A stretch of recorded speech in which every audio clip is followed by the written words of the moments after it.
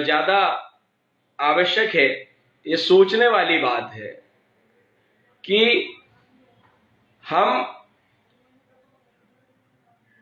अपनी परंपराओं का निर्वहन ठीक ढंग से कर पा रहे हैं या नहीं कर पा रहे हैं। हम अपनी परंपराओं में किस प्रकार से नई चीजें समाहित कर रहे हैं जो कि शास्त्रोक्त नहीं है, विधान के अनुसार नहीं है। आपके संज्ञान में मैं ये बात दिलाता हूं कि कुछ वर्षों से जो दुर्गा उत्सव मनाया जाता है, उस दुर्गा उत्सव में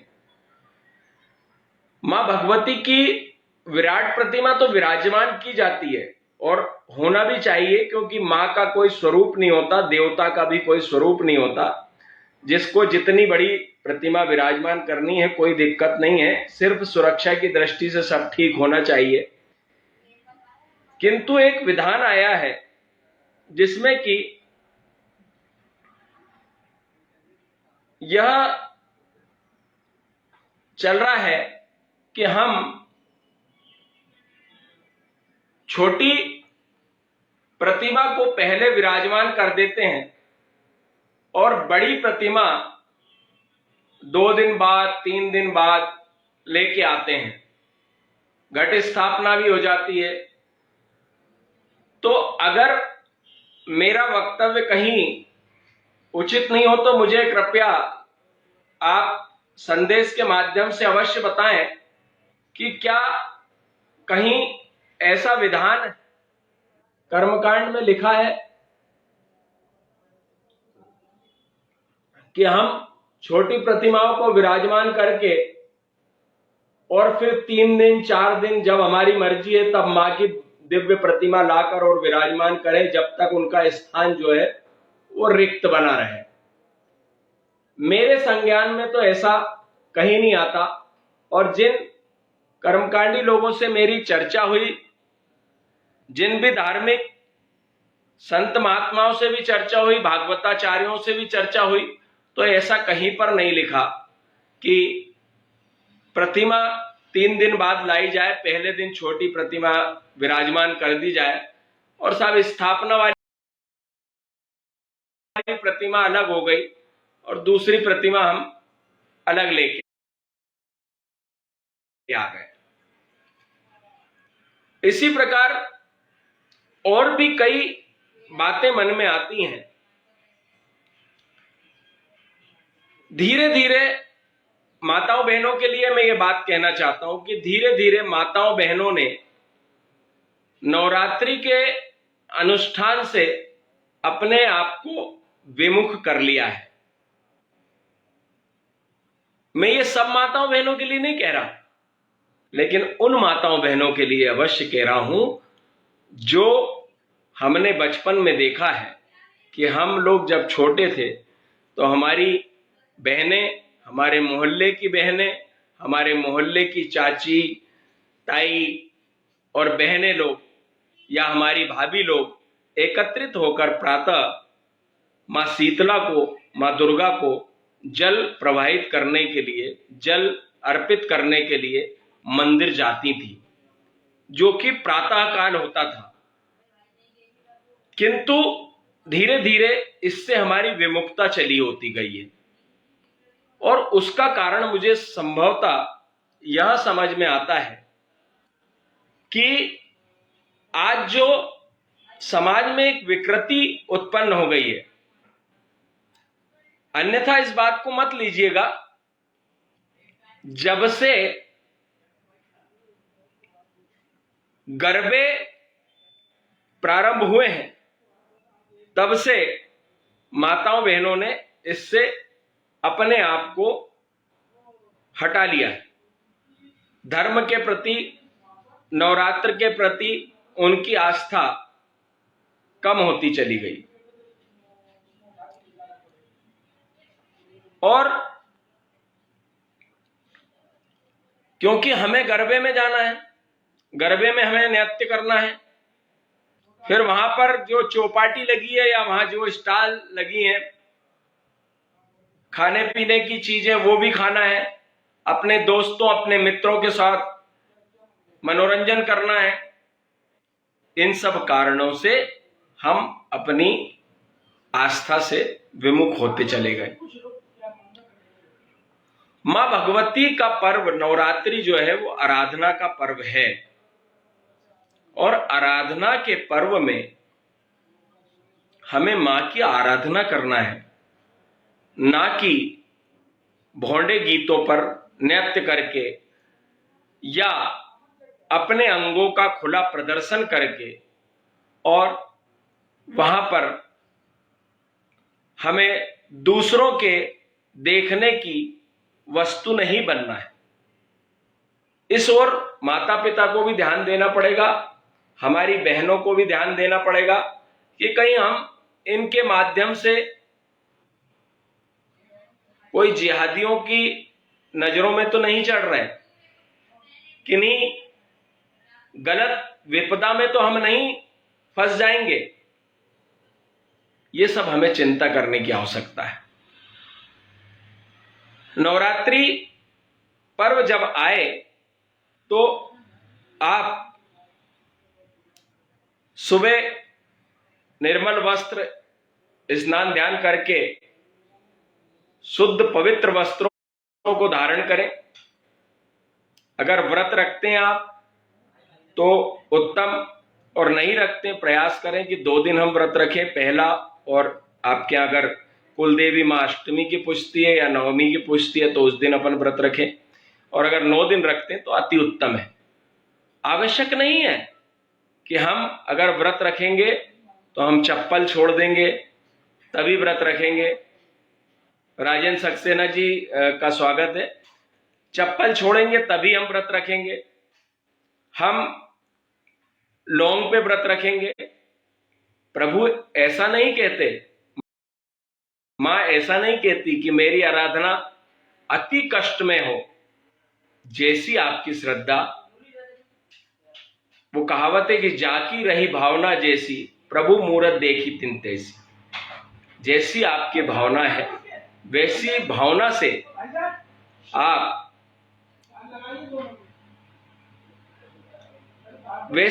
से आप जो है अनुष्ठान करें। तो आप सुबह प्रातः उठें, स्नान ध्यान करें, मां शीतला को जल अर्पित करें, भगवान को जल अर्पित करें, और उसके पश्चात पुष्प इत्यादि जो भी आप मां को अर्पित कर सकते हैं वे करें, पूजन करें, जैसी आपसे हो जाए वो पूजन करें। अगर नवरात्रि में आप दुर्गा चालीसा का पाठ करेंगे तो यह अति उत्तम आपके लिए रहेगा।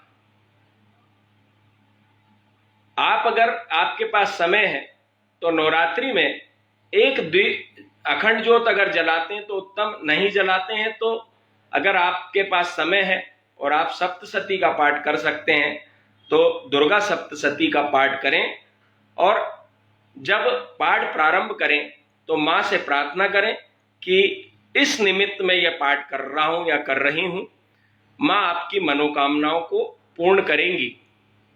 और डॉक्टर मीनू मिश्रा जी का स्वागत है। तो जब आप अनुष्ठान प्रारंभ करें तो दीप प्रज्वलित कर लें। दीप अगर गौ के घी का हो तो मां लक्ष्मी भी आपके ऊपर प्रसन्न होगी, ऐसा हमारे वैदिक और कर्मकांडी ब्राह्मणों का कहना है। तो अगर गौ के घी का दीपक हो, या अगर आप तेल का दीपक भी जलाते हैं तो तेल फल्ली का हो या सरसों का हो, रिफाइंड तेल ना हो, ये प्रयास करें। इस प्रकार पूजन प्रारंभ करें।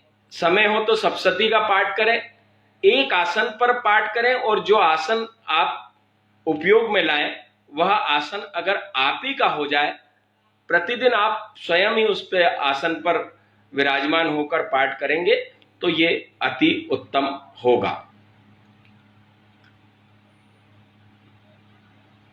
प्रयास ये करें कि हमारी माताएं बहनें भी आजकल कॉलोनी में एकत्रित होकर और मां की झांकी विराजमान कराती हैं। तो मेरा माताओं बहनों से और हमारे भ्राता लोग जो भी हैं, हमारे चाचा जी लोग जो हमारे बुजुर्ग लोग हैं, उनसे मेरा निवेदन है कि आसपास अगर किसी भी झांकी में आपको कोई अश्लील गीत बजते समझ आए तो पहले आप उन्हें समझाने का प्रयास करें, अन्यथा पास ही किसी भी पुलिस सेवा केंद्र को सूचित करें कि यहां पर अश्लील गाने बजाए जा रहे हैं, क्योंकि यह हमारा आराधना का पर्व है। वहां पर हम किसी भी प्रकार की कोई अश्लीलता फैलाने के लिए अनुमति नहीं प्रदान करेंगे, इससे हमारे धर्म की बदनामी होती है। पूजन में जहां पर भी आप मां की प्रतिमा या मां की तस्वीर अगर घर में हम पूजन करते हैं तो मेरा निवेदन है कि वहां पर एक कलश अवश्य रखें। कलश में नारियल, ये सभी को मालूम है, हम लोग सब हिंदू धर्मावलंबी हैं, ज्यादा मुझे बताने की आवश्यकता नहीं है। लेकिन अनुष्ठान पवित्रता से हो, और पवित्रता 9 दिन तक गृहस्थ जीवन की भी व्यक्ति को रखनी चाहिए, तभी आपका अनुष्ठान सफल होगा। यह हमारा कर्म है, हमारा धर्म है और हमारे संस्कार है कि जब हम कोई अनुष्ठान करते हैं तो उस समय में हम अपनी हर चीज की पवित्रता का ध्यान रखें। वस्त्र प्रतिदिन पूजन के समय धुले हुए पहने, लगे तो आप एक जोड़ी वस्त्र जो है वो अलग ही रख दें और उनका उपयोग जब हम पूजन अनुष्ठान करें उसी समय करेंगे तो वो उचित रहेगा। ज्योत अगर कहीं प्रज्वलित करते हैं तो उत्तम है, और अगर मान लीजिए आपके मन में कहीं ज्योत प्रज्वलित करने की इच्छा है तो आप ज्योत प्रज्वलित किसी मंदिर में भी करवा सकते हैं। जिस प्रकार की मां वैष्णो धाम आदर्श नवदुर्गा मंदिर पर लगभग 25 से 35 ज्योत प्रज्वलित की जाती हैं, जो लोग अपनी मनोकामना पूर्ति हेतु प्रज्वलित कराते हैं। और उस समय आपको सिर्फ सामग्री की व्यवस्था वहां करनी है, अन्यत्र आपको कोई व्यवस्था नहीं करनी। अगर आप तेल की ज्योत जलाते हैं तो तेल आपको देना है, अगर आप घी की जलवाते हैं तो घी आपको देना है। वह आप संकल्प करें और ज्योत को प्रज्वलित करा के आप जो है अपने गंतव्य पर चले जाए। ज्योत की जिम्मेदारी हमारी रहेगी।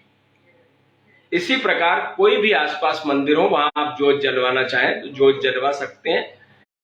ऐसी व्यवस्थाएं धर्म स्थल पर रहती है।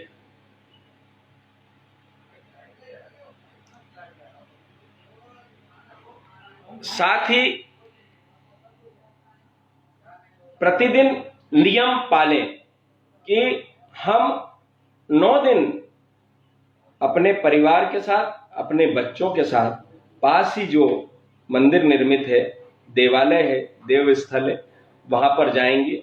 अगर हमारे मोहल्ले में झांकी बैठी है तो आरती के समय प्रयास करें कि उस झांकी में आरती में उपस्थित हो, क्योंकि इससे हमारे धर्म की एकता और आस्था में बढ़ोतरी होगी। इसलिए आप यह अवश्य प्रयास करें।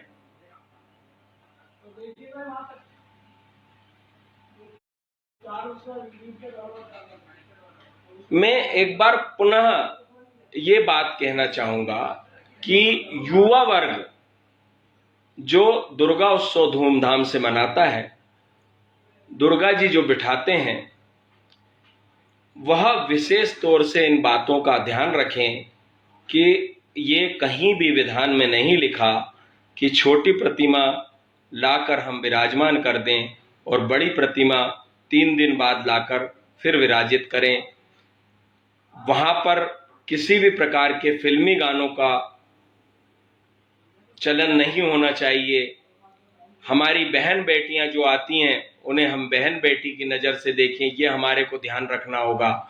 वहाँ पर किसी भी प्रकार का कोई ऐसा कृत्य ना हो जिससे कि हमारा झांकी स्थल या हमारे धर्म में जो है कोई व्यक्ति यह कहने लगे कि यह लोग झांकी के नाम पर यहाँ पर गलत कार्य करते हैं। झांकी स्थल पर किसी भी प्रकार का धूम्रपान नहीं होना चाहिए। जहाँ पर माँ विराजमान होती है वहाँ बीड़ी, सिगरेट, गुटखा इत्यादि का पान नहीं होना चाहिए। आप अगर शौक करते हैं तो अपना शौक कहीं पर भी करके आइए, लेकिन उस झांकी स्थल पर यह सब चीजें नहीं होना चाहिए। साथ ही मेरा यह निवेदन है कि जब हम प्रतिमा को विराजमान करते हैं, कुछ लोग उसके एक दिन पहले इतना व्यसन कर लेते हैं कि वह अगले दिन तक उसका असर रहता है। इन सब चीज़ों का हमें ध्यान रखना पड़ेगा।